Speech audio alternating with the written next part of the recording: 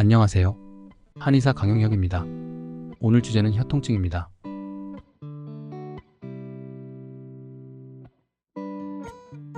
혀가 붓고 따갑고 화끈거리는 통증 때문에 고생하는 환자분들이 있습니다. 이런 증상은 처음에는 내과나 이비인후과에서 구내염이나 설염 등으로 진단되기도 합니다. 그럴 때 이런 경우는 진통소염제나 살균제 등으로 치료합니다. 하지만 이런 약을 써도 혀통증이나 부종 등이 전혀 개선되지 않는 경우도 많습니다. 그리고 혀가 아파서 음식을 제대로 먹지도 못하거나 혀가 부어서 혀 테두리에 이빨 자국이 선명하게 나는 치은설로 발전되기도 합니다. 그리고 치은이 생긴 부위의 혀 표면의 일부가 떨어져 나가 작은 혈관이 그대로 노출되기도 합니다. 그래서 뜨거운 음식이나 맵고 짠 음식 등이 닿기만 해도 아프고 아침에 자고 일어나면 혀통증이나 불쾌감으로 하루 일과를 짜증스럽게 시작하는 경우도 많습니다. 그리고 나중에는 음식과 무관하게 입안에 침만 닿아도 아프거나 쓰린 증상, 심한 입냄새 등을 호소하기도 합니다. 이런 혀통증이나 혀 부종 증상에 대해 서양 의학적으로는 염증 문제로 접근합니다.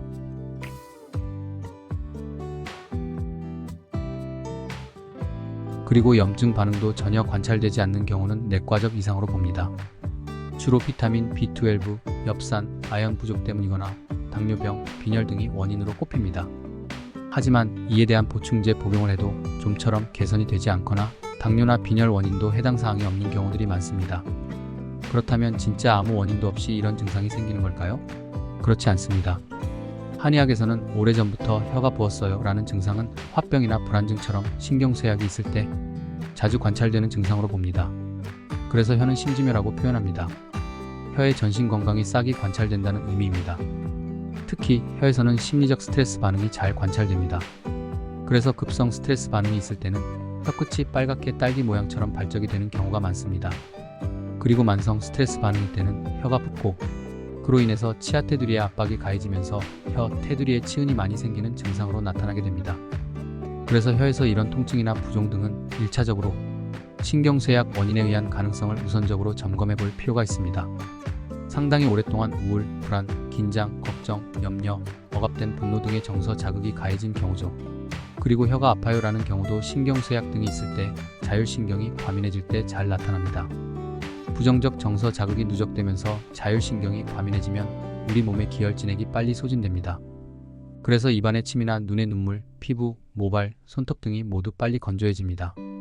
그로 인해서 입안의 침 속의 건강한 면역 성분도 부실해지고 진액 자체도 부실해집니다.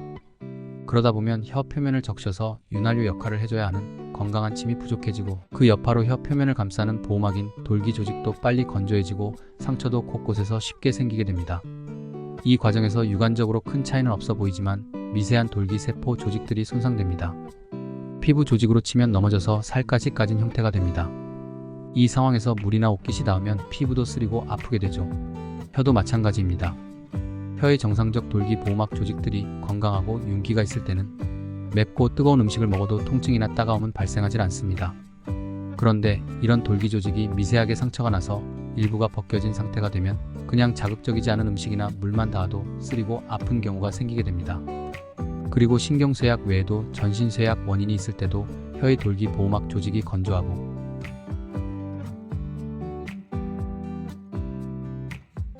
쉽게 얇아지면서 통증이 잘 유발됩니다. 전신쇠약은 온몸의 기혈진액이 많이 부족해진 몸 상태를 말합니다. 입안의 침이나 눈물, 혀의 보호막 조직 등은 모두 우리 몸에서 기혈진액이 변화되어 계속해서 새로운 건강한 조직을 재생산해내야 건강성을 유지하게 됩니다. 그런데 전신쇠약 몸 상태가 되면 이런 일회성 조직을 빨리빨리 재생산해내질 못하게 되면서 여러 부위에서 건조 증상이 미세하게 일어나게 됩니다. 그래서 입안에서는 침도 부족해지고 입천장이나 모관, 혀 등을 감싸고 있는 돌기 조직이나 점막 조직이 쉽게 건조해지게 됩니다. 그러면 껍질이 부실한 과일이나 야채가 쉽게 짓물러지거나 속도 빨리 상하는 것처럼 혀에도 문제가 생기게 됩니다. 이런 전신쇠약은 주로 노인성 기력 저하, 만성 피로 누적, 영양 부실, 수면 부족, 수술 및 질병 치료 과정에서 기력 손상 후 미회복 상태, 코로나나 심한 감기 후유증 미회복 상태 등이 주요 원인이 됩니다. 이처럼 언뜻 눈으로 보기에는 혀에 심각한 구조적 손상은 없어 보여도 신경쇠약이나 전신쇠약 원인이 있게 되면 미세하게 혀의 표면을 둘러싼 돌기 보호막이 손상되어 혀 통증이나 따가움 등이 생기게 되는 거죠. 그리고 신경쇠약이 일정 수위 이상으로 누적되다 보면 혀에 공급되는 혈액이나 신경 조직의 자극 등으로 인해서 혀가 부어버리는 증상도 생기고 치은설이나 딸기설, 심한 백태나 황태, 흑태 등의 혀익기 변화도 관찰됩니다. 그래서 병원에서 혀 염증 치료를 해도 소용이 없거나 당뇨나 빈혈 원인도 없고, 그리고 비타민이나 아연 등의 영양소 부족을 보충해봐도 잘 낫질 않는 경우는 신경쇠약과 전신쇠약 원인일 가능성이 높습니다. 그리고 이때는 혀가 부었어요 라는 증상 외에도 수면장애나 두통, 어지럼증, 모기물감, 심장 두근거림, 가슴 답답함, 각종 신경성 위장병, 전신 근육의 일부가 떨림, 저림, 시림, 통증, 땀분비나 체온 이상 변화 등의 여러가지 신경성 증상들이 함께 동반되는 것도 특징입니다.